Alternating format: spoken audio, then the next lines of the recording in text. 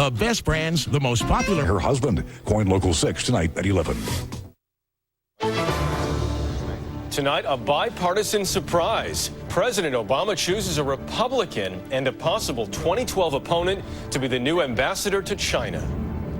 I'm Jeff Glor. Also tonight, surprise moves to anger after GM and Chrysler tell nearly they're done. This was a sucker punch for my brother and I.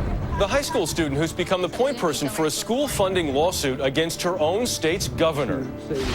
And a CBS News exclusive. Nobel Prize winner Elie Wiesel talks about starting over at age 80 after losing everything in the Bernie Madoff scam. I will never allow anyone to change my life or destroy what I have done with it.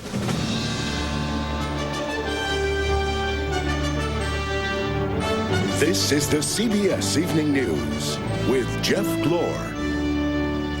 And good evening. A few months ago, he was national co-chairman of John McCain's presidential run. Tonight, he's agreed to work for Barack Obama. Jon Huntsman, the Republican governor of Utah, is the White House's pick to be ambassador to China. A surprise choice that shook up Washington today, which is where we begin with Kimberly Dozier. President Obama reached across the aisle again, choosing a rising star in the Republican Party to be America's man in China. I can think of no one better suited to take on this assignment than the governor of the great state of Utah, Jon Huntsman. Pundits on the left and the right are calling it a savvy move. The White House gets the right man for the job while politically neutralizing a potential rival. Huntsman has strong business and family ties to China. He adopted one of his 7 children from there. He's a fluent Mandarin speaker from his time as a Mormon missionary. He also has prior service in the Commerce Department and as ambassador to Singapore. But the second-term governor helped run Senator John McCain's bid for office. I knew that because John is not only a Republican, but a Republican who co-chaired my opponent's campaign for the presidency, this wouldn't be the easiest decision to explain to some members of his party.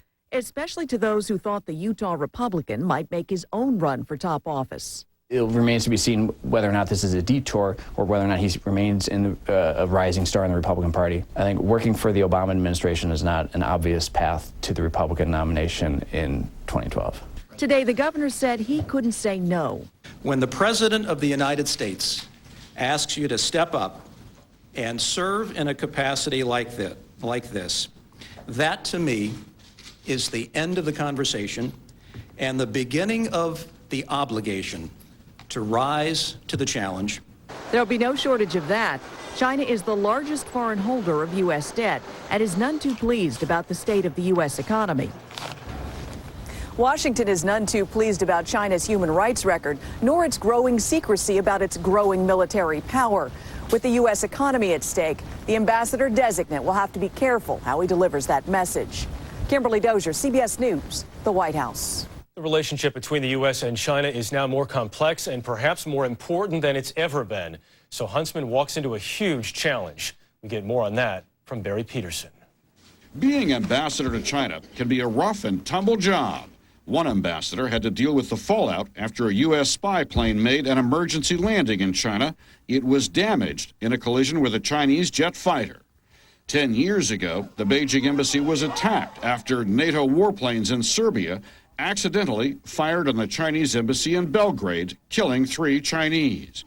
U.S. Ambassador James Sasser was trapped inside during the several-day siege.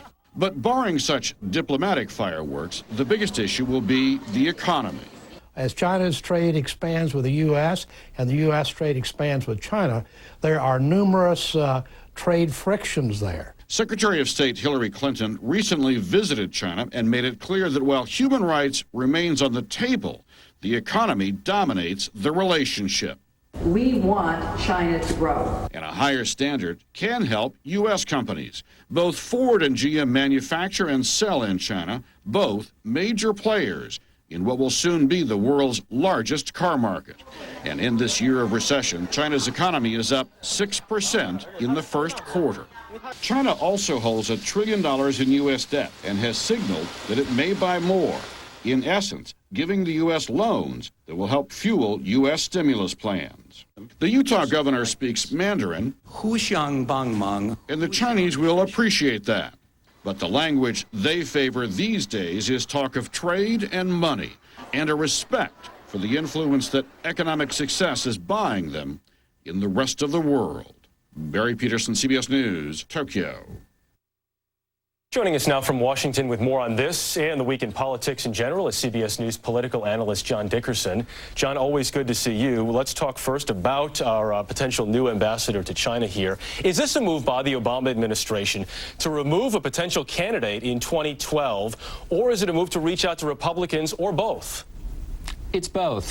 President Obama has taken somebody who was considered, Huntsman was kind of outside of the Republican conservative pack, and he was kind of far down the road in terms of a race in 2012. Huntsman was going to announce a pack within the next couple of weeks. He had talked about strategy in terms of running in 2012. Obama has now moved him off the field, and President Obama hasn't had a lot of opportunities to reach out to Republicans since naming a few in his cabinet early on in his presidency, and so this is a new feather in his cap. Next to Nancy Pelosi, the Speaker of the House, who put herself in a very awkward position this week, as you know, when she said the CIA lied to her or misled her about waterboarding. Is this something that's over for the Speaker now, or does this continue? It's not over for the Speaker. It continues, and she's really the only one who can get herself out of it. As one administration official put it, she's trying to untie a knot by pulling both ends of the rope, and she's got to back away from this big fight she took on with the CIA. She started to do that a little bit already, but she's also got to hope that another issue, maybe even the Huntsman nomination, blows her off the front pages, and maybe hopes also that in the summer, when Congress goes home for their recesses, that somehow she gets out of the news cycle, because she's still in a fix. And the White House wants nothing to do with the issue. The White House wants nothing to do with it. They basically say from the moment she's got to rescue herself. They do need her someday, though, because there is an agenda the president's trying to put forward, and she's a very powerful inside player. But they don't want, they can't get in the middle of this fight, and she's going to have to do it herself. All right, John Dickerson joining us from Washington. John, as always, thank you. Thank you. It's been a rotten week for Chrysler and GM dealers. The two automakers have told almost 2,000 dealers to close up shop, potentially costing more than 100,000 jobs. And as Tony Guida reports tonight, for many of the dealers, shock is turning to disbelief. They've been selling Chryslers and Jeeps at this dealership in New Jersey since the Reagan administration. Cars are part of Rob Engel's DNA. My brother and I have been in the business since we were like 11 and 13 years old. So that's all we've known. Engel's father began repairing cars across the street right after fleeing Austria just ahead of the Nazis. Fixing cars morphed into selling them. The business now owned by Rob and his brother Rick. A successful mid-sized dealership. At least the Engels thought so until 2 days ago. That's when the call came from Chrysler. This was a sucker punch for my brother and I. This shop and another the Engels own half an hour away, terminated. I'm making the transition from shock to anger. Anger may be an understatement. Chrysler's deadline means Engel has less than a month to sell the 100 cars that are left on his lot. In this economy, that's impossible. With the money Engel stands to lose, Chrysler's bankruptcy could result in personal bankruptcy for him. There's been a gun put to my head. Jim Anderson says it's nothing short of grand theft auto that Chrysler is forcing his Long Island dealership to close. 48 jobs and millions of dollars of inventory on the line. Anderer is not going quietly. I have no choice. I'm going to sue. The Chrysler axe fell on Jeff Pohanka in Maryland, too. Pohanka is also a GM dealer. He sells Chevys, Cadillacs, and Saturns.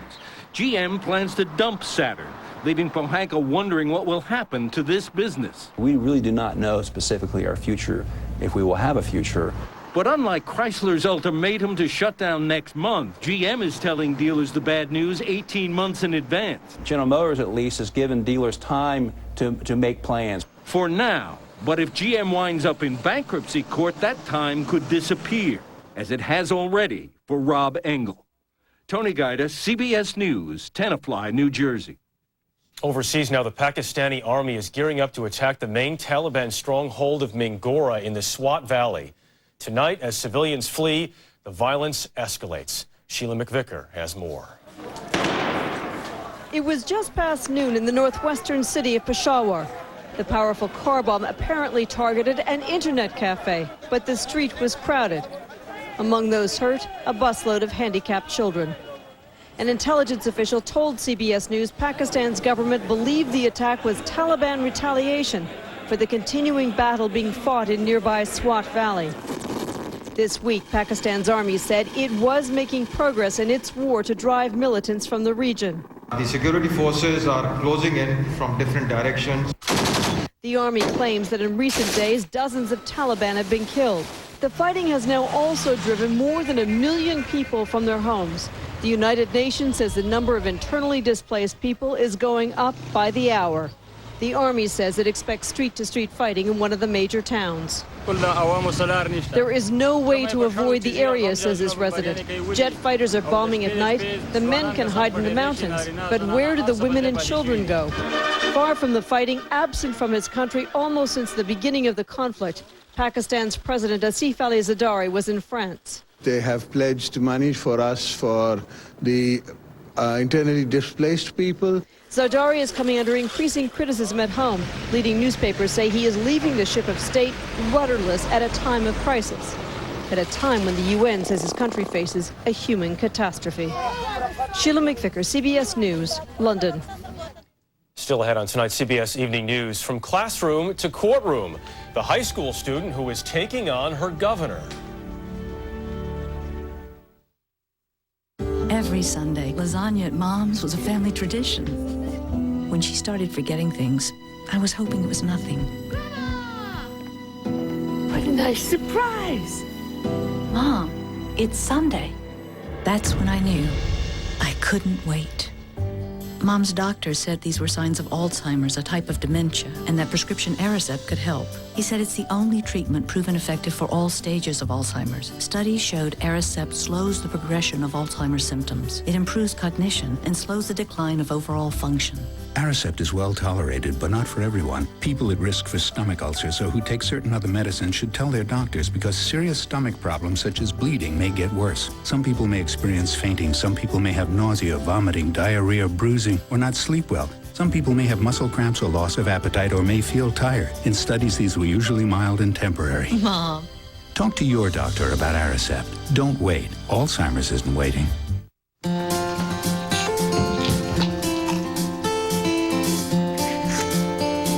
For a limited time, get your Double My Bucks certificate at CVS Pharmacy or at CVS.com so you can earn double extra bucks every time you purchase a prescription. Hi.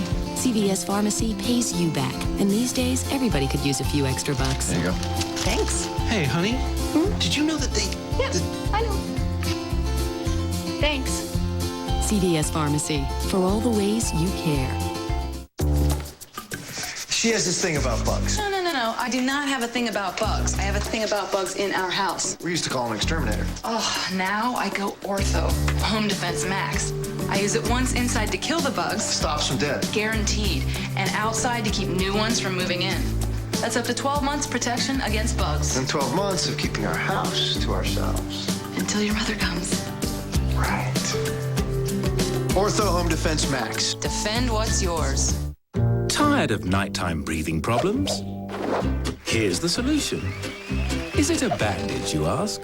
No, it's famous drug-free Breathe Right. Ingenious flexible strips that fit your nose to gently open your nasal passages for up to 31% more airflow. Wow. You'll breathe better, so you'll sleep better. Small strip, big relief. Bright idea. Breathe better, sleep better, breathe right.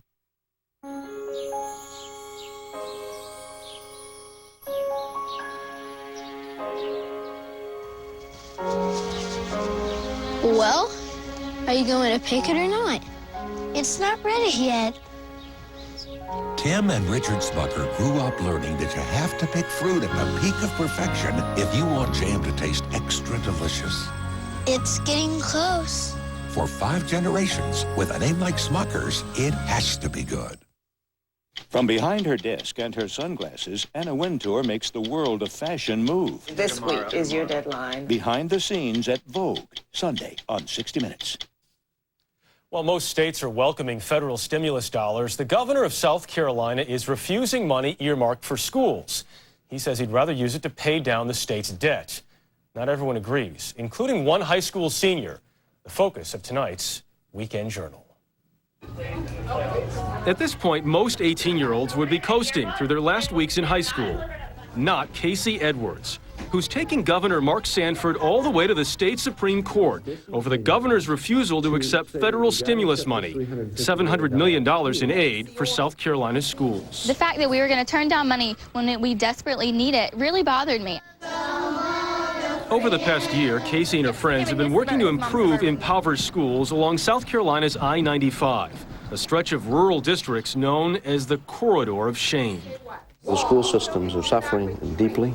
Some of those schools are 100 years old or more. Casey was inspired by this documentary to raise money for East Elementary in Dillon, one of the neediest districts in the state, where 93% of kids live below the poverty line. She raised 10 grand, took it over to that school 2 hours from here and gave it to them for Christmas. It was like an answer to prayer. The school used the money to purchase a copier, an important piece of equipment to a school that can't afford new books. We use the copier to do all of their worksheets, tests, quizzes, just about everything that we do. Other schools featured in the documentary are in even worse shape. I saw classrooms that are unsafe, unhealthy, sewage backing up in hallways, crumbling paint, ceilings that had fallen in. And that's why Casey's challenging the governor, a fiscal conservative who says he'd accept the federal stimulus money only if the legislature used it to pay down state debt. Do you think it's wise for the government to spend more and borrow more than it ever has in years past? In a statement, the governor told us he's looking out for school children who will be forced to pay back the so-called stimulus bill. It's an argument Casey doesn't buy. When the federal government is offering money to our state, I didn't understand why we were going to turn that down. South Carolina's legislature has voted to accept the money, but the governor is expected to veto the bill. If the governor turns down the request for money for education, I will take this case back to the Supreme Court. Governor Sanford has until midnight Tuesday to make a decision. Just ahead on tonight's CBS Evening News, an exclusive interview with Nobel Prize winner Elie Wiesel, who lost everything to Bernie Madoff. But nevertheless. And in business, the stock market Excedrin PM relieves pain fast, plus a sleep aid to help you fall fast asleep. Excedrin. What ache? Applebee's introduces real burgers. Like the Steakhouse Burger, topped with A1 steak sauce, melted jack, and crispy onion strings. Always up for a road trip with Applebee's Car Side to Go. Get real burgers at Applebee's. It's a whole new neighborhood. Getting ready to plant? Chances are your soil is like this. Compacted, drained of nutrients. It'll hold your plants, but it'll also hold them back. The solution? Miracle Grow Garden Soil. The perfect mix of rich organic ingredients and Miracle Grow plant food. Just mix it in and turn bad soil into great soil. Helps plants grow twice as big. Instead of holding them back, they'll leap ahead. Miracle Grow Garden Soil and new moisture control garden soil. She's losing her battle against nasal allergies, but we found a way to fight it. Omneris to the nose! Omneris works differently than many other allergy medications.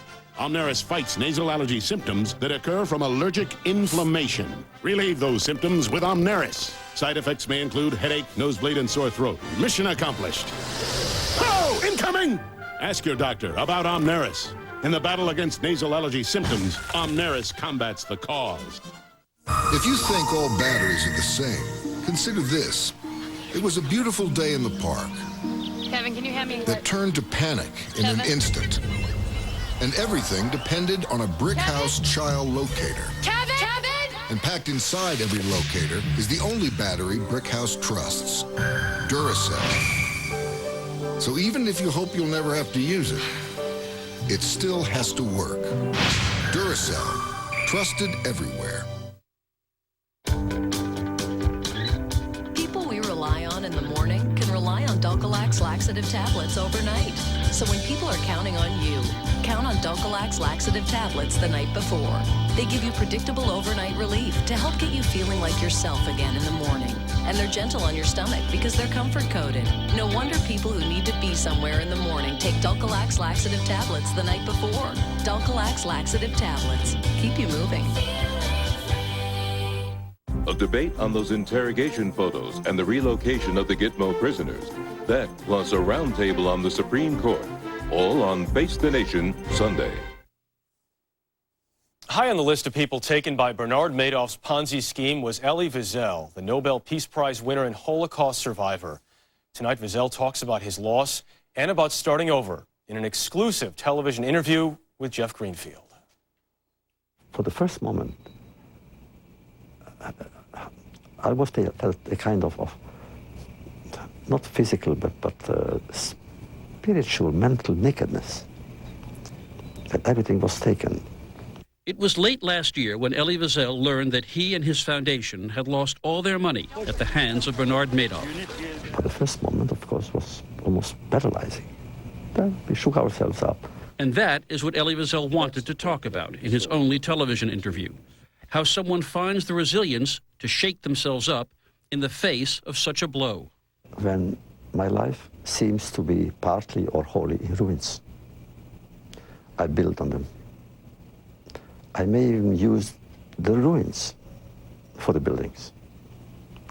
Second, I will never allow anyone to change my life or destroy what I have done with it.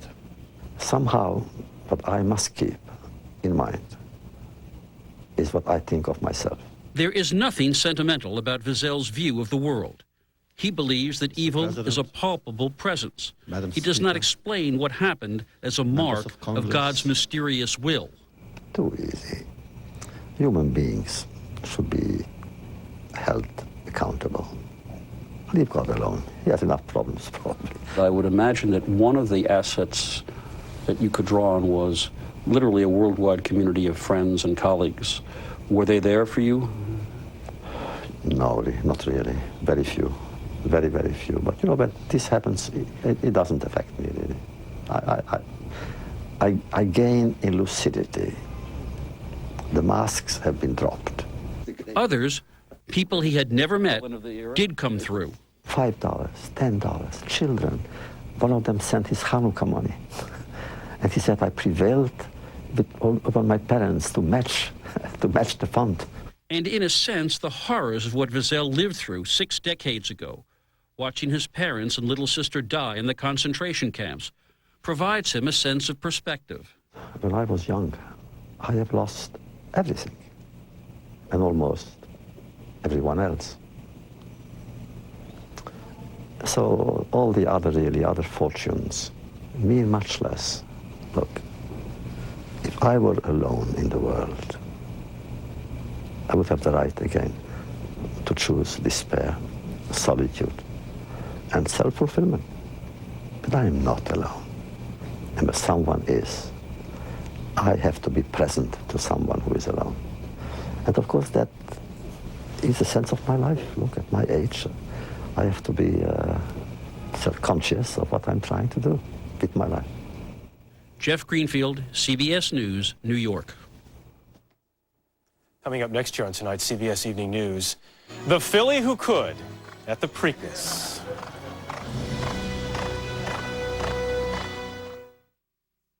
Impressive resume. I see you're flatulent in 3 languages, graduated top of your gas. Got gas on your mind? Your son Rip is on line toot.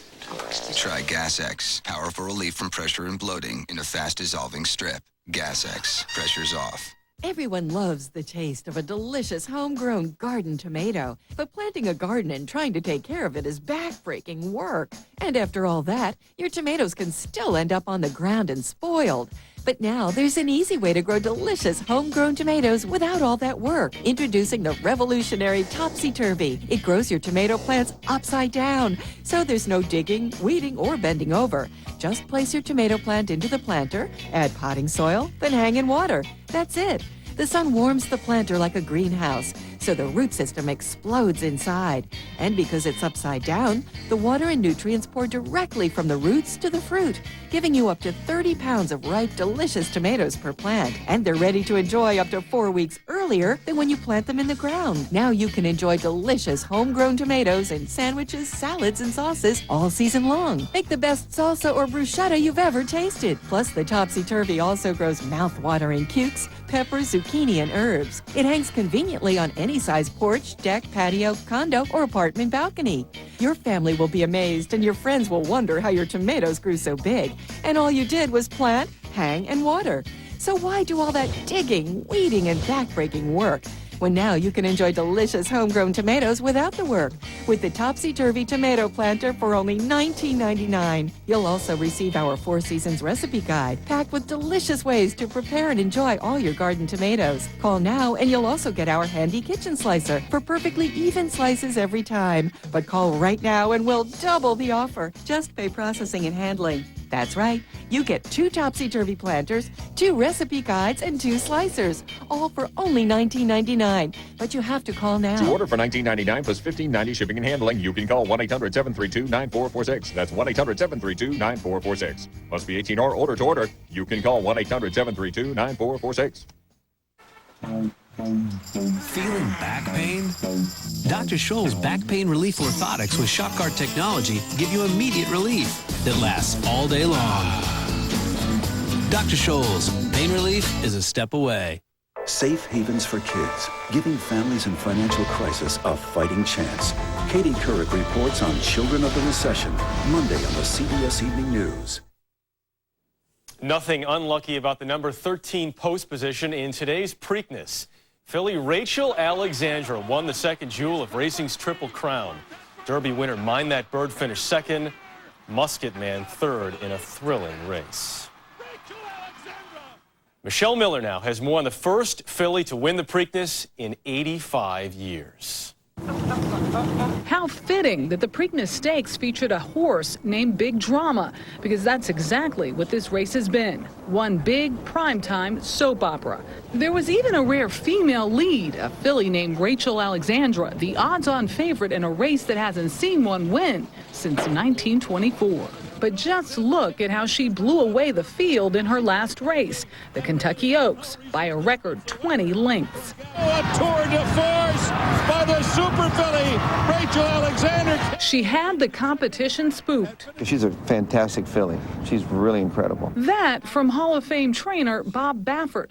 And from rival Papa Clem's corner, is she the best? She's the best filly I've seen personally in a long, long time. Fillies don't normally race against the colts. The boys tend to be bigger, stronger, faster. But it wasn't tradition that almost kept Rachel Alexandra out of this year's Preakness. It was hubris. Some owners plotted to stack the race with other horses to edge her out.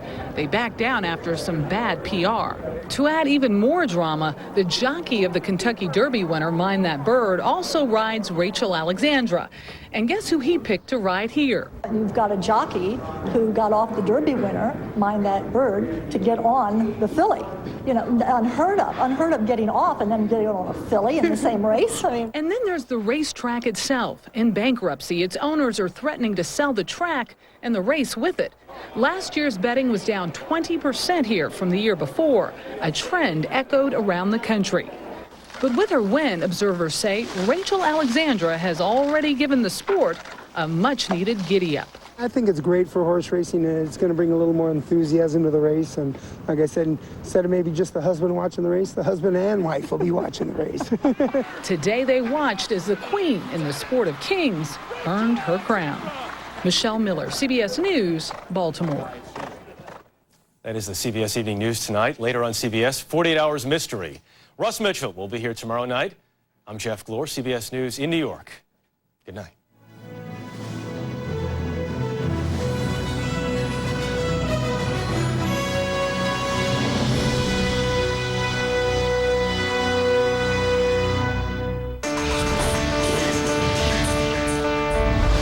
CBS News is very good news. Hi, I'm Mike Satrin, the president of Interstate Roofing.